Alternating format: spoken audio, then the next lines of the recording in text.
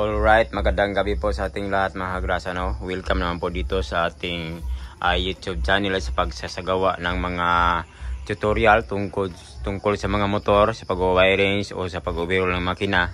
Then sa ngayon ay mayroon tayong isang MIUI 125 mga kagrasa. So nagka-issue po ito mga kagrasa, no? Since nilala po dito sa bahay, ayun po, bali marami na pong napuntuhan itong mekaniko mga kagrasa. Pero yun po mga kagrasa, no, sabi ng may-ari ay nagsimula ang problemang ito, doon sila simula ang problemang ito dahil nagpalinis lang daw sila ng dito yung throttle body. Tapos yun ang nangyari ay wala na siyang minor, papalya-palya, minsan ay namamatay. At sa pagbiga mo ng silinyador ay wala na sa tono. Minsan patay sa pagbiga mo ng silinyador. So yun po mga kagrasa, marami na po silang pinalitan dito.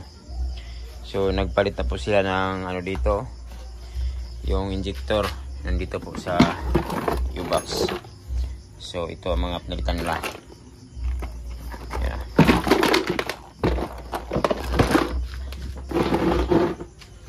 So ito yung pinalitan nila. Yan ang injector po na ilang pinalitan. So yan po, yun, madumi na po siya.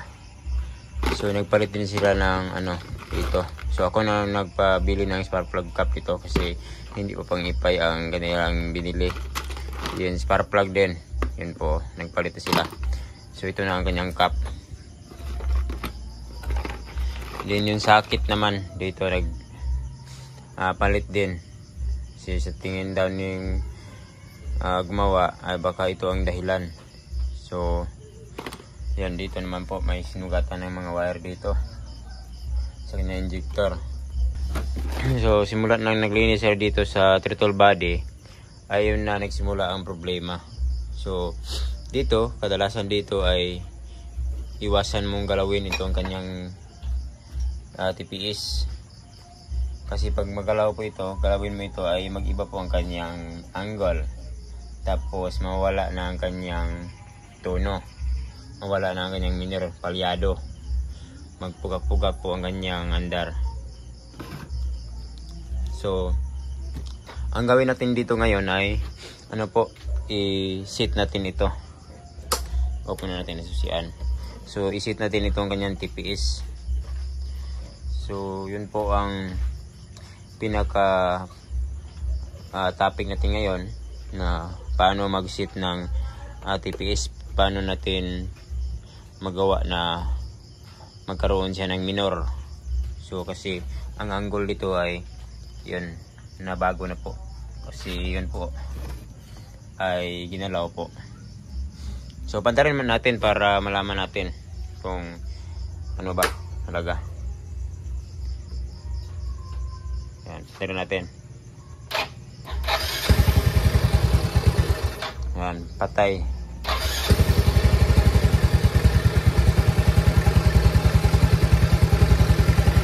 So tingnan natin, pigain natin. Yan, patay po siya pagpiga mo.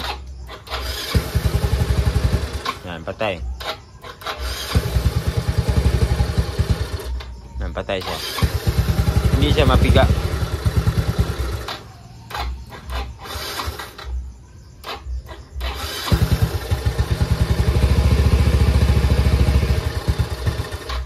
Yan, mamatay po siya.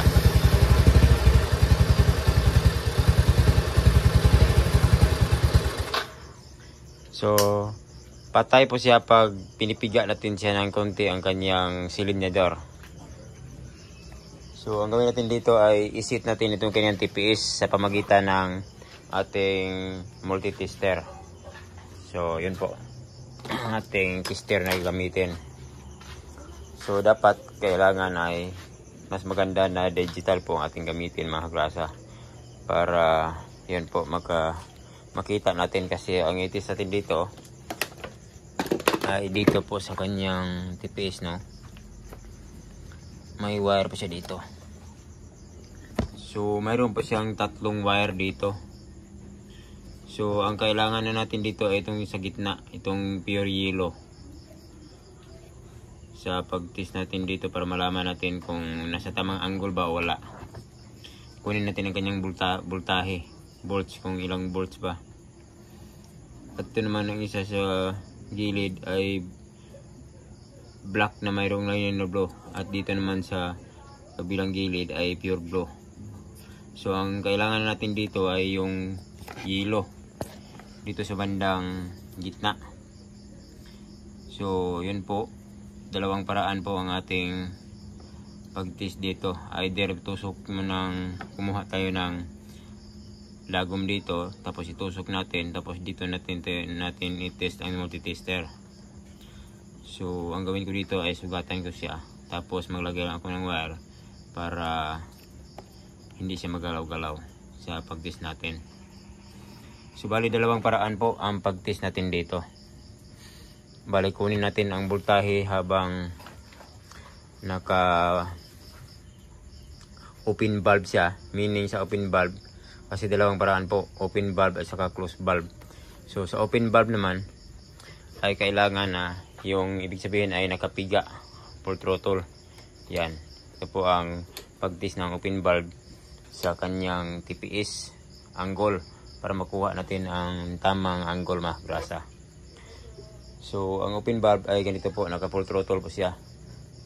So habang pagbitaw mo, yun naman ang tinatawag natin na kunin natin ang kanyang position angle ng ating TPS.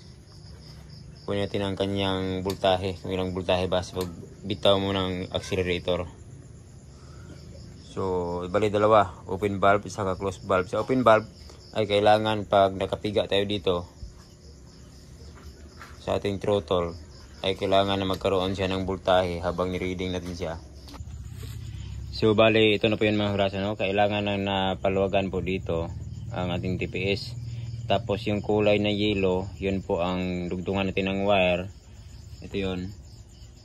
At ilagay natin sa read probe ng ating tester. So siguraduhin na hindi siya matanggal.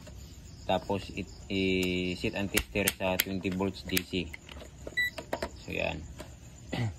So ang black probe naman ng ating tester ay ilagay natin dito sa negative ng battery. So kailangan ipit po siya ng husto para hindi po siya matanggal. So yun po, bali dalawa pong pagbabasihan po natin dito. Yung tinatawag natin na closed valve at yung tinatawag natin na open valve.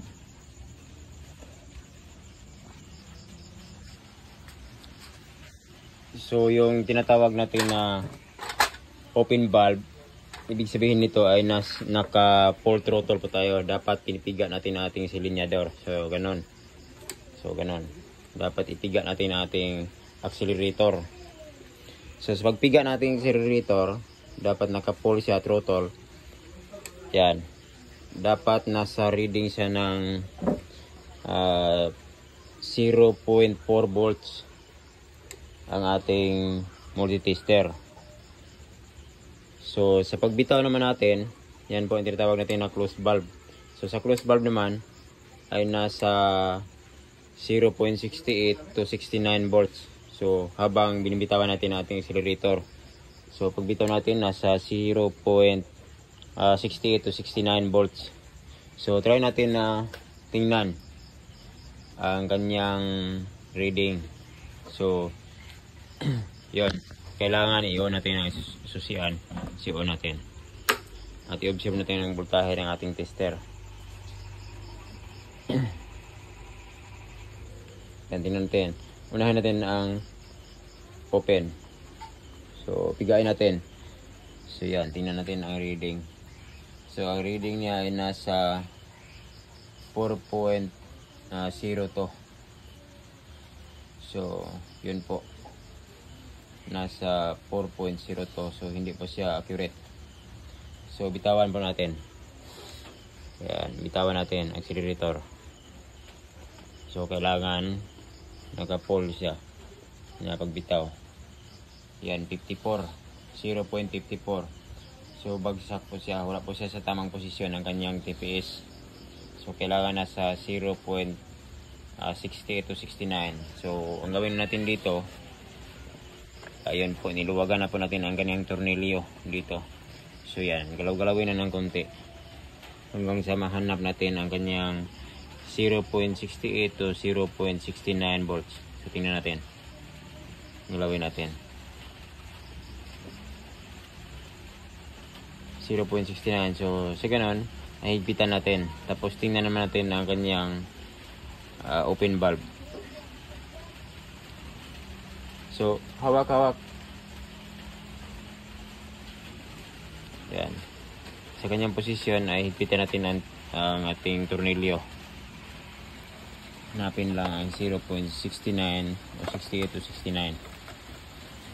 Yan, tingnan natin. Try natin higpitan kung hindi ba siya magbabago.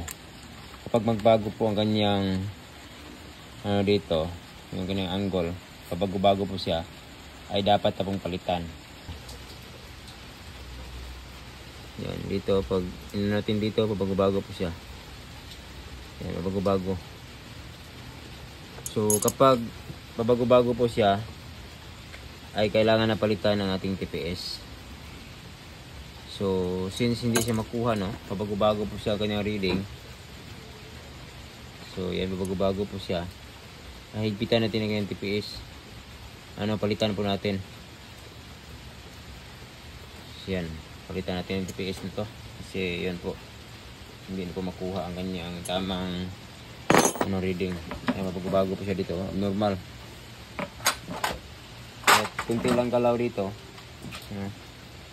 Kunti lang, vibration lang. Yan po. Yan. Wala na. Stop natin, palitan natin yung TPS.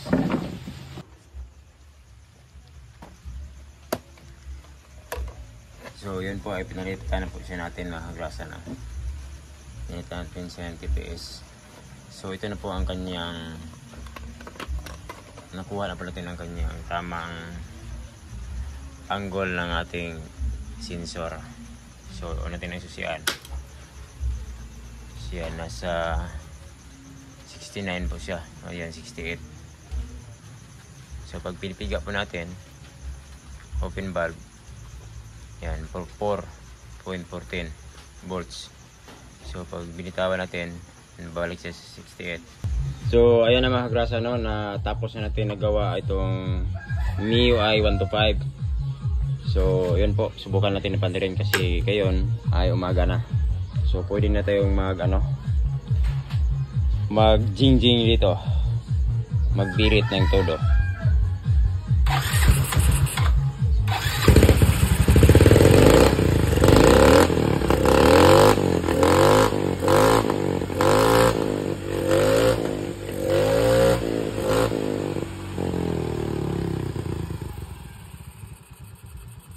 Yan, okay na po ang minor niya. Stable na po siya.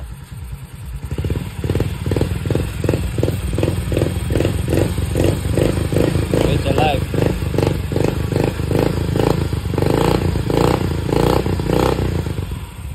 So, right.